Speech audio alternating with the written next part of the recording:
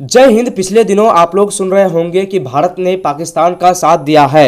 दरअसल बात शुरू होती है स्वीडन में कुरान जलाने को लेकर। जिस तरीके से देख सकते हैं कि ये इराकी आदमी लगभग 20 से 25 साल पहले वो चले गए थे यहाँ पे स्वीडन, और वहीं पे जाके बस गए थे और किसी पॉलिटिकल पार्टी के बहुतायत हासिल करने के लिए, पॉपुलरिटी हासिल करने के लिए मुसलमानों के सबसे जो पवित्र धर्म की किताब है कुरान को जलाया गया। तो बात शुरू होती है यहीं से, और इसको जलाने के बाद सभी मुसलमान देशों का जो गुस्सा है वो भड़कने लगा।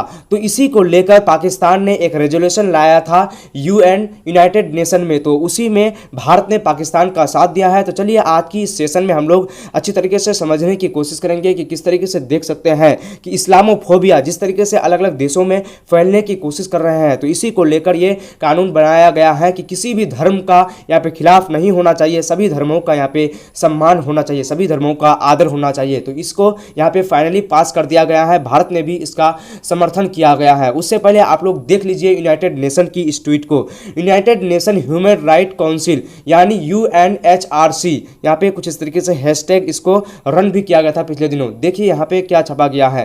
The UN human Right council adopt draft resolution and year 23 as early received and included and council resolution had and constitution and discrimination and hostily, मतलब डिस्क्रिमिनेशन, भेदभाव, मतलब आपसी भेदभाव जो होता है, धार्मिक जो क्रूरता फैलाने का काम करता है, इसी के खिलाफ इस रेजोल्यूशन को पास किया गया है। इसमें यहाँ पे काफ़ी लोग शामिल हैं, देख सकते हैं ये जो रेड कलर है ये लोग अपना विरोध जताया है इसके खिलाफ, और जो यहाँ पे ग्रीन कलर का आप लोगों को दिखाई दे रहा है ये इसमें समर्थन जताया है। सबसे फर्स्ट नंबर में आते हैं अल्जीरिया। कुछ इस तरीके से ये क्या किया है, इसका समर्थन किया है, इससे रिलेटेड यहाँ पे 3 देश समर्थन किया है। उसके बाद फिर यहाँ पे बेल्जियम क्या कर दिया है, विरोध कर दिया है। और यहाँ पे व्हाइट कलर का आप लोग को जो दिखाई दे रहा है ये क्या किया है, न्यूट्रल रहा है। तो कुछ इस तरीके से इसमें कुल 28 देशों ने इसका समर्थन किया है। क्या किया है, इसका समर्थन किया है कि इस तरीके का इस्लामोफोबिया नहीं होना चाहिए। इस तरीके से हर तरीके के धार्मिक लोगों को आहत पहुंच सकता है, क्योंकि धर्म सबसे बड़ा मतलब चीज होता है किसी भी आदमी के लिए। जो धर्म नहीं मानता है तो उसके बारे में तो कुछ नहीं, लेकिन जो धर्म मानता है सबसे बड़ा वही होता है। और यहाँ देखिए जो एब्सेंट रहा है, मतलब जो जिन्होंने इसमें निर्णय नहीं लिया, जिन्होंने इसमें कोई भी प्रतिक्रिया नहीं दिया है, नेपाल समेत 7 देश इसमें है, और इसमें USA अमेरिका समेत इसमें 12 देश जो है इसमें क्या किया है, अपना समर्थन नहीं दिया है। चलिए इससे रिलेटेड हम लोग इंडिया टुडे की इस हेडलाइंस को देख लेते हैं। इंडिया सपोर्ट पाकिस्तान, यहाँ पे खुले तौर पर लिखा गया है कि इंडिया ने पाकिस्तान को सपोर्ट किया। Resolution at UN panel condemning and Sweden Quran burning, मतलब भारत कंडेम करता है, भारत इसका विरोध करता है कि इस तरीके के कुरान को जिस तरीके से जलाया गया है इस तरीके का घटना नहीं होना चाहिए, इस तरीके का जो मामला पेश आया है इस तरीके से कुछ भी नहीं होना चाहिए। चलिए अब हम लोग देखते हैं दैनिक भास्कर की इस रिपोर्ट को। क्या कहा गया है, UN में भारत ने दिया पाकिस्तान का साथ, स्वीडन में कुरान जलाने पर पाक के प्रस्ताव का समर्थन, मतलब पाकिस्तान के जो प्रस्ताव है उसका समर्थन किया है। और भारत समेत चाइना और कई देश जो है यहाँ पे, तो फिलहाल रसिया जो है वो पहले था, लेकिन रसिया कहता है कि हम खुद अलग हो गए हैं, और यूनाइटेड नेशन कह रहा है कि हम उसको निकाल दिए। तो ये छोड़िए उन ससुरा का बात, यहाँ पे हम लोग इस मुद्दा को देखते हैं। भारत ने संयुक्त राष्ट्र संघ यानी UN में ह्यूमन राइट काउंसिल को बुधवार को पाकिस्तान का समर्थन किया, मतलब बुधवार में जो एक बैठक बुलाई गई थी उसमें क्या किया है, भारत ने पाकिस्तान का समर्थन किया है। दरअसल स्वीडन में बार बार कुरान जलाए जाने के खिलाफ पाकिस्तान ने UNHRC में एक प्रस्ताव रखा था, मतलब एक प्रस्ताव रखा था, और इसे वेडनेसडे बुधवार को इस पर सुनवाई किया गया। इस पर भारत ने भी अपनी पाकिस्तान को समर्थन दे दिया है, मतलब इसके समर्थन में वोट दे दिया है।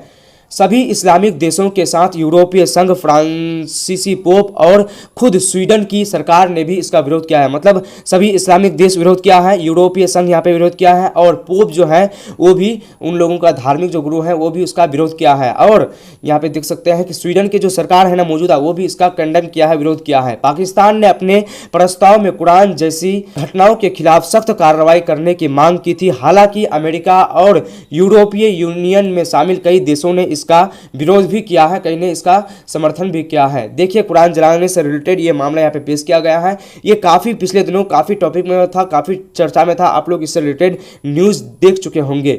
कुरान जलाने के बाद तुर्की में लोगों ने स्वीडन का झंडा जलाया, मतलब स्वीडन, तुर्की में जिस तरीके से स्वीडन का झंडा जलाया उस तरीके से यहाँ पे आप लोग देख सकते हैं।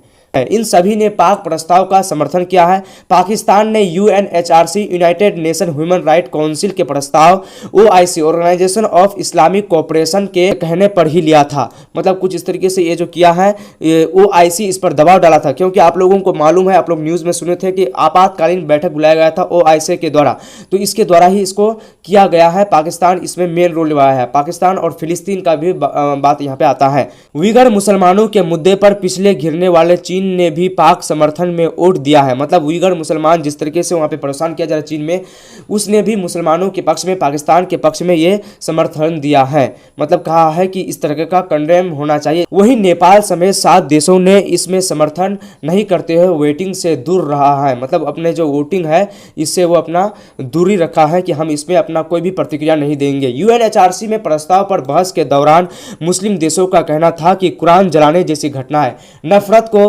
बढ़ाने का काम करती है। क्या करती है? कुरान जैसी जलाने वाली घटनाएं नफरत को बढ़ाने वाली करता है, क्योंकि मुसलमानों के अंदर जो आग है उस आग को भड़काने का काम ये लोग कर रहे हैं। घटनाओं को बढ़ने नहीं दिया जा सकता है।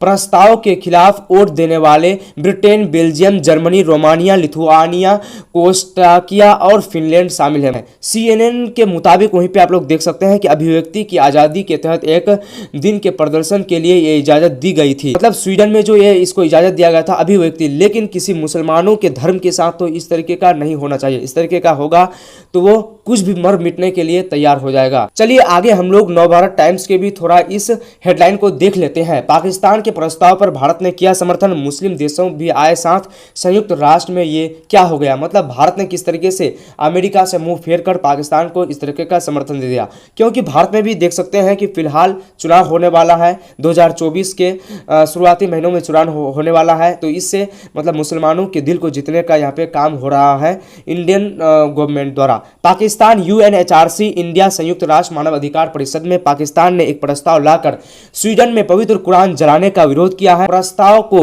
बुधवार को मंजूरी दे दी गई, मतलब वेडनेसडे को इसमें मंजूरी दे दिया गया है। और स्वीडन की राजधानी स्टॉकहोम में एक शख्स ने मस्जिद के सामने पवित्र कुरान, मतलब स्वीडन के सामने जो स्वीडन की राजधानी स्टॉकहोम है ना, वहीं पे इस तरह का कारनामे को अंजाम दिया गया था। इसी से रिलेटेड इसको मतलब पारित किया गया। इससे रिलेटेड कुछ हाइलाइट्स हैं, इसको आप लोग देख लीजिए। पाकिस्तान के प्रस्ताव का भारत ने किया समर्थन, अमेरिका समेत 12 देशों ने इसका विरोध किया, 7 न्यूट्रल रहा और 28 देशों ने लगभग इसका समर्थन किया है। देखिए कुछ इस तरीके का यहाँ पे बैठक को बुलाया गया था।